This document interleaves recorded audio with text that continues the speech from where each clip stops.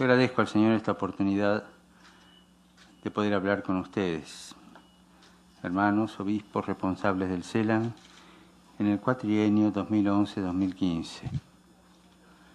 Hace 57 años que el CELAM sirve a las 22 conferencias episcopales de América Latina y el Caribe, colaborando solidaria y subsidiariamente para promover, impulsar y dinamizar la colegialidad episcopal y la comunión entre las iglesias de esta región y sus pastores.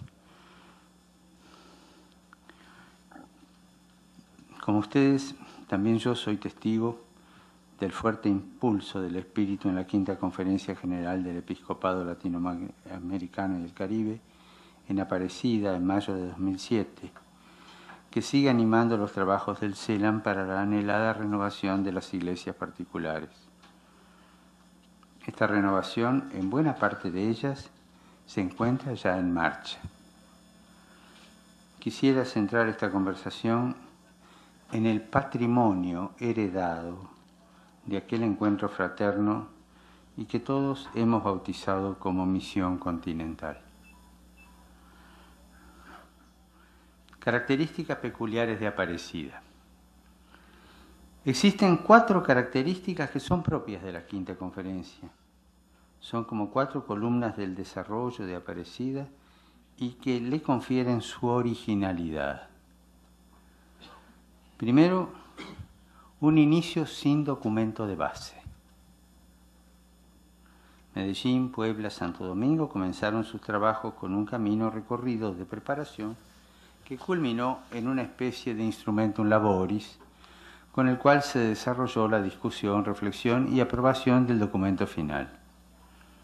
En cambio, Aparecida promovió la participación de las iglesias particulares como camino de preparación que culminó en un documento de síntesis. Pero este documento, si bien fue referencia durante la Quinta Conferencia General, porque se iban aprovechando cosas que decían ahí, no se asumió como documento de partida. El trabajo inicial consistió en poner en común las preocupaciones de los pastores ante el cambio de época y la necesidad de renovar la vida discipular y misionera con la que Cristo fundó la Iglesia. Yo me acuerdo que empezamos, iban pasando los presidentes de las conferencias episcopales, decían cómo estaba su conferencia, ese fue el puntapié inicial, ¿no? Y después de ahí seguían todas las intervenciones y se fue armando la puesta en común. Ese fue el primero, no hubo un documento de base. Segundo, ambiente de oración con el pueblo de Dios. Para mí esto es clave. Es importante recordar el ambiente de oración generado por el diario compartir la Eucaristía y otros momentos litúrgicos, donde siempre fuimos acompañados por el pueblo de Dios. Por otro lado, puesto que los trabajos tenían lugar en el subsuelo del santuario, la música funcional que los acompañaba fueron los cánticos y las oraciones de los fieles. Estábamos metidos en la oración del pueblo de Dios. Los días de semana teníamos poquita gente, qué sé yo, 80, 100 personas. Pero algún día feriado de peregrinación, o sábado, domingo, cuando hubo misa, no sé, el santuario es para 20.000 personas o más, así que estaba... Para mí esto es clave también. Tercero, es un documento que se prolonga en compromiso con la misión continental. En este contexto de oración y vivencia de fe surgió el deseo de un nuevo Pentecostés para la Iglesia y el compromiso de la misión continental. Aparecida no termina con un documento, sino que sigue, se prolonga en la misión continental. El documento es una etapa más, pero sigue, ¿no?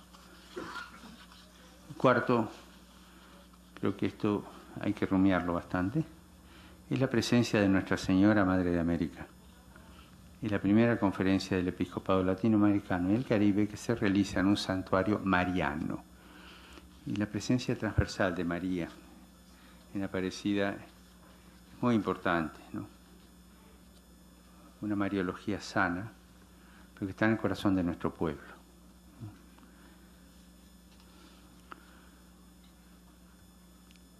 Por ahí alguno me ha oído decir que lo que hicimos en Aparecida fue un milagro. A veces lo digo por el don recibido allí Y también por un documento que nadie esperaba, ¿no? Que saliera 3 días antes, o 4, ¿te acordás? Teníamos 2.240 modos. Bueno, y después salió como salió y armoniosamente trabajando todos, ¿no? Estas preguntas sirven de guía para examinar el estado de las diócesis en la asunción del espíritu de Aparecida, y son preguntas que conviene nos hagamos frecuentemente como examen de conciencia. Son preguntas que uno se las hizo una vez, cree que está bien, pero cuando se las hace otra vez a los 15 días o cuando hace una reunión en su parroquia, en su diócesis, se da cuenta que todavía hay que ahondar más, ¿no? Procuramos que nuestro trabajo y el de nuestros presbíteros sea más pastoral que administrativo. Esto para los obispos es clave, ¿no? Una visita pastoral a una parroquia, que el moderador de curia, el ecónomo haga la parte administrativa, pero vos, curas, ¿cómo te movés pastoralmente, ¿no? Y acentuar eso. ¿Quién es el principal beneficiario de la labor eclesial? ¿La Iglesia como organización o el pueblo de Dios en su totalidad? ¿Superamos la tentación de atender de manera reactiva los complejos problemas que surgen? ¿Creamos un hábito proactivo? ¿Promovemos espacios y ocasiones para manifestar la misericordia de Dios? Para mí esto es clave, ¿eh? Estoy convencido que este es el tiempo de la misericordia de Dios para su Iglesia. Marcaría como prioridad ese, no sé, es reducirlo, decirlo así, pero ese apostolado de la misericordia, la dimensión misericordiosa de la Santa Madre Iglesia, la maternalidad de la Iglesia que cura heridas, ¿no? que va ayudando. Este cambio de época, lo comentaba ayer con los obispos brasileños, está lleno de heridos. Gente que dejó la iglesia por la mitad, que se fue, que volvió, y cada uno puede pensar, bueno, vamos a hacer un curso, que esto, que aquello. Mirá, después de una batalla, lo primero que hay que hacer en un hospital de campaña es curar las heridas. Creo que hoy día la pastoral tiene que plantearse eso seriamente. La pastoral de la Madre Iglesia.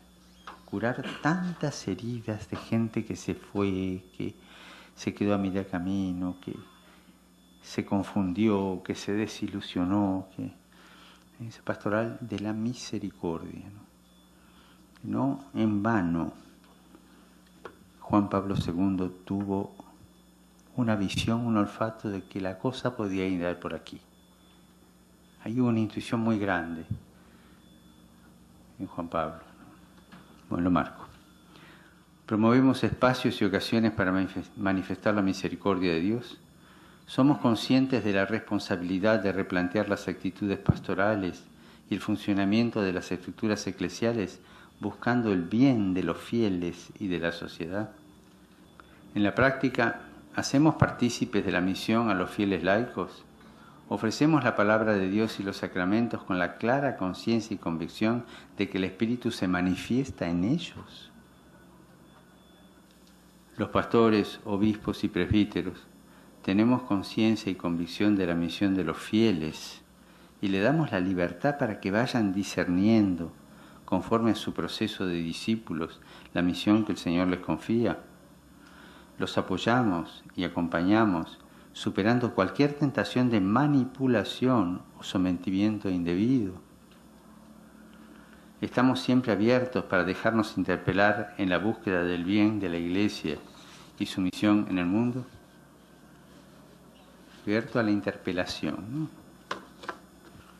La respuesta a las preguntas existenciales del hombre de hoy, especialmente de las nuevas generaciones, atendiendo a su lenguaje, entraña un cambio fecundo que hay que recorrer con la ayuda del Evangelio, del Magisterio y de la doctrina social de la Iglesia. Los escenarios y areópagos son de lo más variados. Por ejemplo, en una misma ciudad, la megápolis, ¿no?, existen varios imaginarios colectivos que conforman diversas ciudades imaginarias. Las tribus urbanas, por ejemplo, un fenómeno. Es decir, bueno, yo no voy a hacer todo un movimiento diocesano para atender las tribus urbanas, pero las tribus urbanas son un fenómeno de la variedad, representan algo mucho más profundo, una variedad, una manera nueva, distinta de organizarse de las megápolis, ¿no? Es un desafío enorme ese.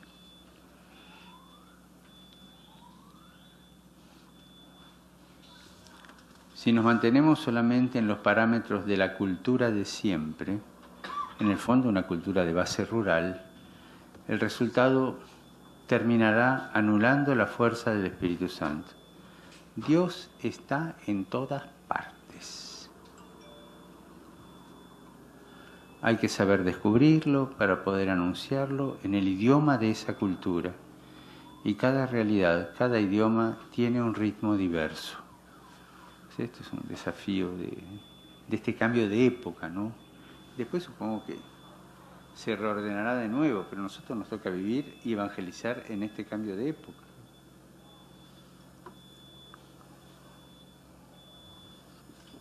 Entonces, estuve pensando cuáles son las tentaciones más frecuentes contra el discipulado misionero que hay hoy día en América Latina.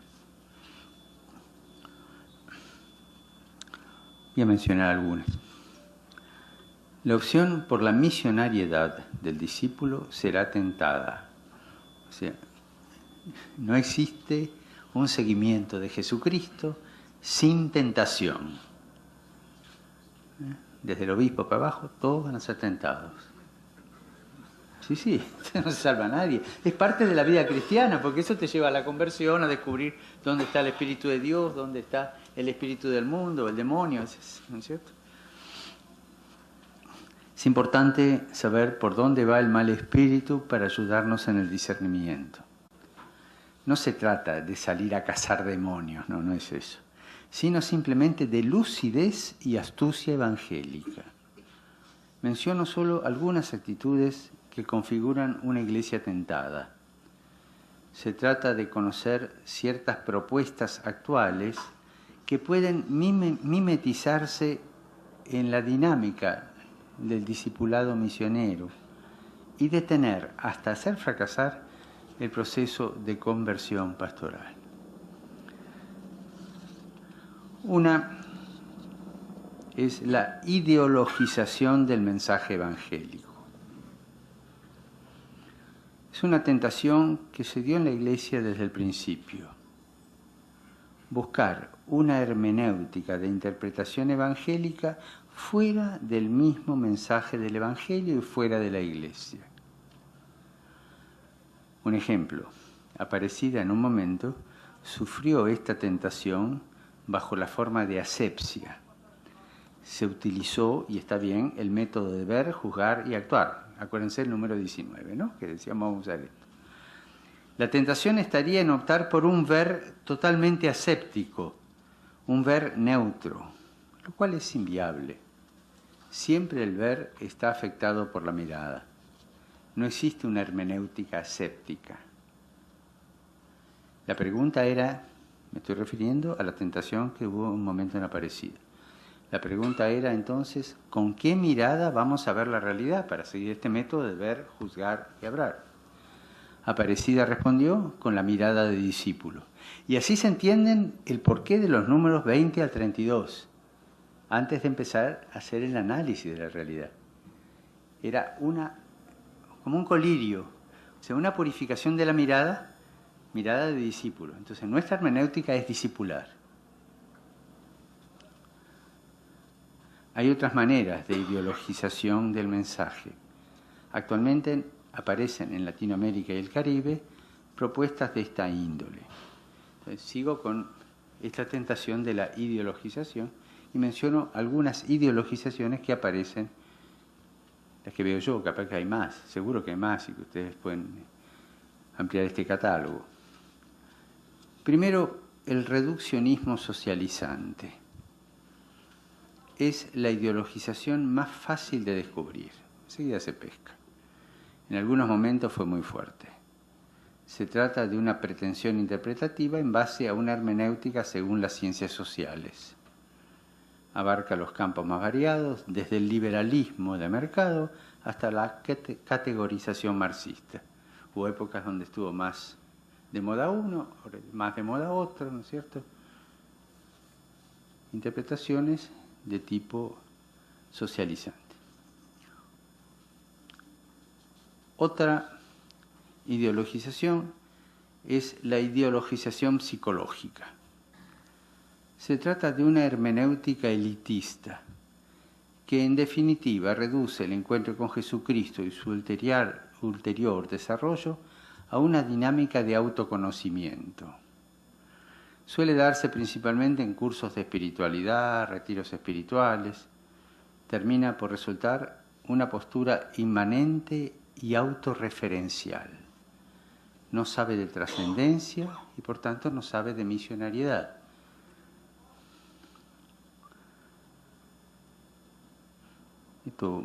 Yo no tengo nada contra el eneagrama, no, como sí, pero cuando vos te encontrás que en un curso de ejercicios espirituales, la primera semana de los ejercicios se hace en base al enagrama para conocerte a vos mismo, decime dónde termina el coloquio de misericordia con Cristo resucitado.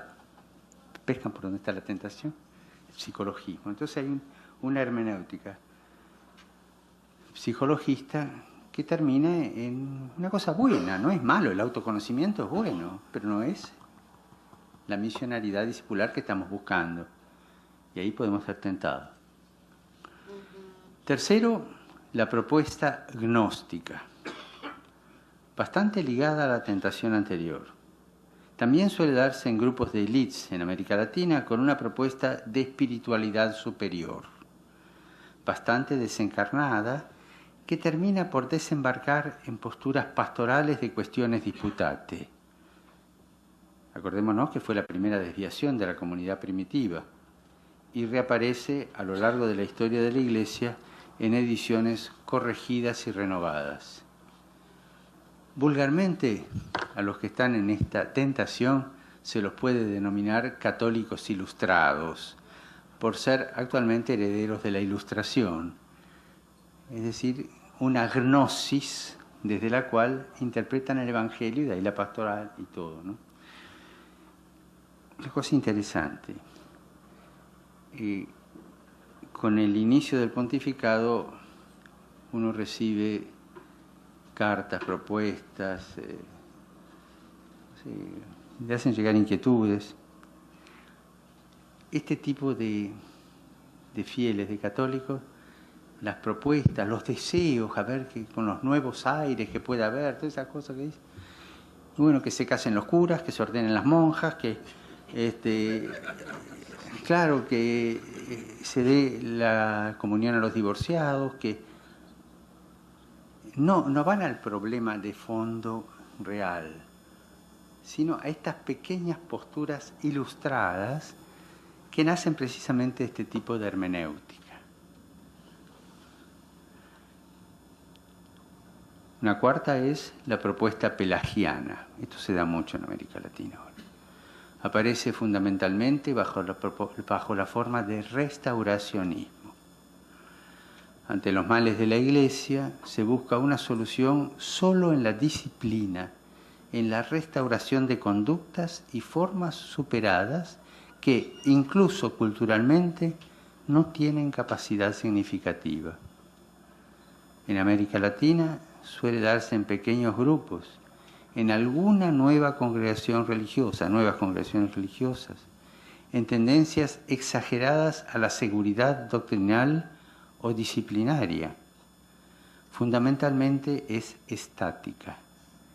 Si bien puede prometerse una dinámica, pero hacia adentro, involuciona, busca recuperar el pasado perdido. Y créanme que a mí me asusta esta. La Iglesia es un desastre. Escuché cuando el primer año del pontificado de Benedicto XVI tuve que intervenir en un caso con un fundador de un movimiento de este signo.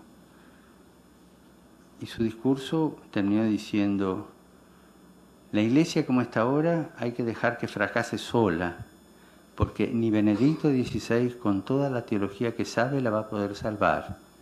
Y nosotros armar nuestros cuadros, nuestras congregaciones para renovar la Iglesia. Es el restauracionismo, ¿no? Una especie de cobertizo, ¿no?, que va acumulando debajo este tipo de variedades. Bueno, respecto a la ideologización, creo que con estos 4 basta, hay muchos más, ¿no? Otra tentación es el funcionalismo. Su acción en la Iglesia es paralizante. Es lo contrario a la misionariedad, porque hay como un engaño ahí. El funcionalismo, más que con la ruta, se entusiasma con la hoja de ruta.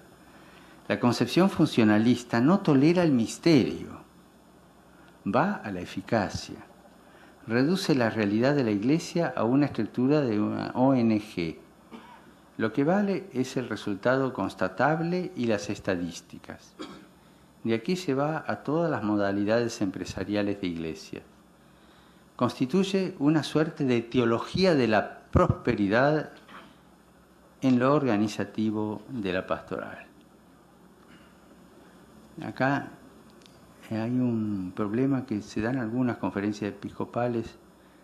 Creo que la tentación se da en todas, pero en algunas se dio con más fuerza, que es la elefantiasis de la conferencia, ¿no? Y entonces abrimos y abrimos y abrimos más sectores o la organización, ¿no es cierto? Y eso, en última instancia, diluye la eficacia y nos hace ilusionar con un eficientismo que no es el de la gracia, no es el de la misión, es otro tipo de eficiencia, ¿no?, más empresarial. Algunas pautas eclesiológicas. Quinto. El discipulado misionero que Aparecida propuso a las iglesias de América Latina y el Caribe es el camino que Dios quiere para este hoy. Toda proyección utópica hacia el futuro o restauracionista hacia el pasado no es del buen espíritu.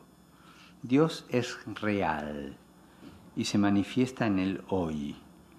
Hacia el pasado, su presencia se nos da como memoria de la gesta de salvación, sea en su pueblo, sea en cada uno de nosotros.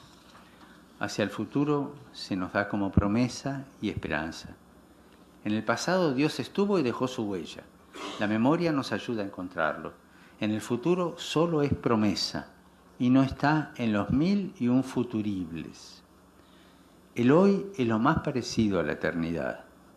Más aún, el hoy es la chispa de eternidad. En el hoy se juega la vida eterna. El discipulado misionero es vocación, llamado e invitación. Se da en un hoy, pero en tensión. No existe el discipulado misionero estático. El discípulo misionero no puede poseerse a sí mismo. Su inmanencia está en tensión hacia la trascendencia del discipulado y hacia la trascendencia de la misión. No admite la autorreferencialidad. O se refiere a Jesucristo o se refiere al pueblo al que debe anunciar. Sujeto, el discípulo misionero es un sujeto que se trasciende. Sujeto proyectado hacia un encuentro. El encuentro con el maestro que lo unge discípulo y el encuentro con los hombres que esperan el anuncio. Por eso me gusta decir que la posición del discípulo misionero no es una posición de centro, sino de periferias. Vive tensionado hacia las periferias, incluso las de la eternidad en el encuentro con Jesucristo.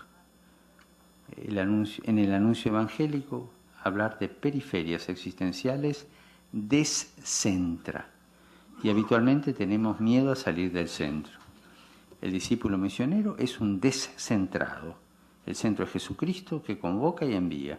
El discípulo es enviado a periferias existenciales. Segundo, la Iglesia es institución, pero cuando se erige en un centro, se funcionaliza y poco a poco se transforma en una ONG. Vimos en una de las tentaciones. Entonces la Iglesia pretende tener luz propia. La gran tentación de la Iglesia, tener luz propia.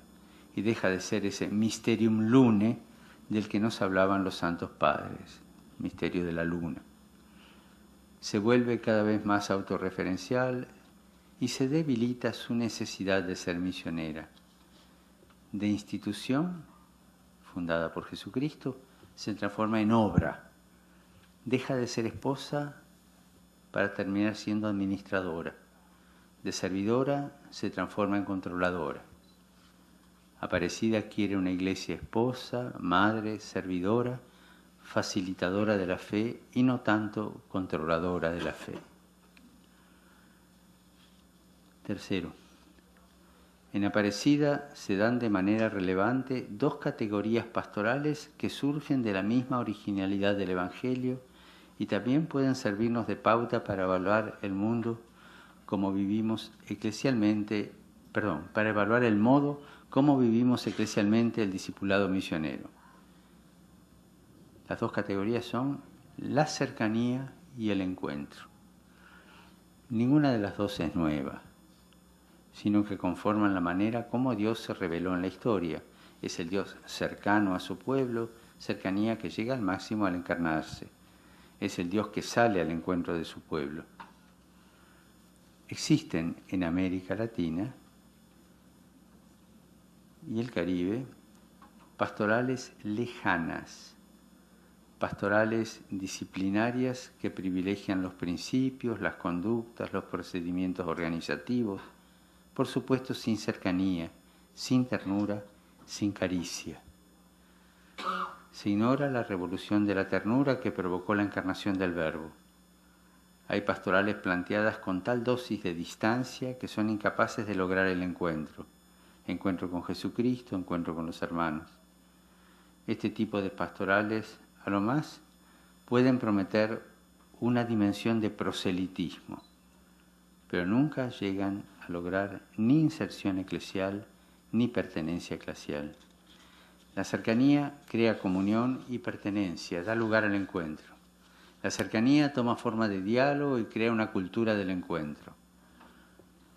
Una piedra de toque para calibrar la cercanía y la capacidad de encuentro de una pastoral es la homilía.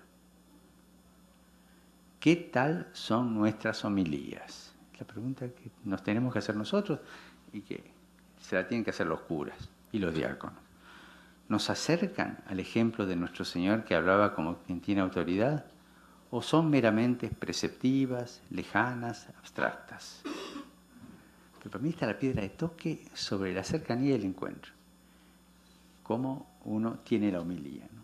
Y no nos olvidemos lo que es la teología de la homilía, ¿no es cierto? Esa ex opere operantis a través de la Iglesia. O sea, no es ni un ex opere operato como la tesis luterana, ni es un ex opere operantis meramente como el agua bendita.